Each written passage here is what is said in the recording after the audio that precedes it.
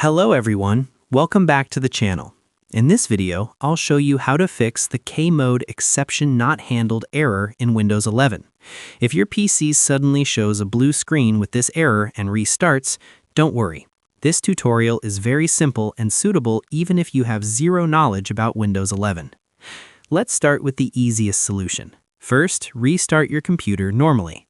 Sometimes this blue screen appears only once due to a temporary system issue. If the error keeps coming back, let's move to the next fix. Turn off your computer completely. Now, disconnect all external devices like USB drives, printers, external hard disks, or controllers. Keep only the keyboard, mouse, and monitor connected. Turn your computer back on and check if Windows starts properly. If the error still appears, let's continue. On the sign-in screen, click on the power icon. Now, press and hold the Shift key on your keyboard. While holding Shift, click on Restart. Keep holding Shift until you see a blue screen. Now, click on Troubleshoot. Then click on Advanced Options. Next, click on Startup Settings. Now click on Restart. When the PC restarts, press the number 4 on your keyboard to enter Safe Mode.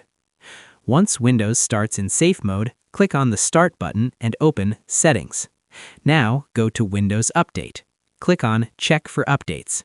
Install all available updates. Windows updates often fix driver and system errors that cause blue screens. After updating, restart your computer normally. If the problem still continues, let's try another easy fix. Right-click on the Start button and open Device Manager. Find Display Adapters and expand it. Right-click on your display driver and click Update Driver. Choose Search Automatically for drivers. Repeat the same steps for network adapters if needed. Now, restart your PC again. If you're still seeing the error, here's one last thing to do. Make sure your PC is not overheating. Place it on a flat surface with good airflow. Avoid blocking air vents, especially on laptops. Overheating can trigger Kmode exception errors. And that's it.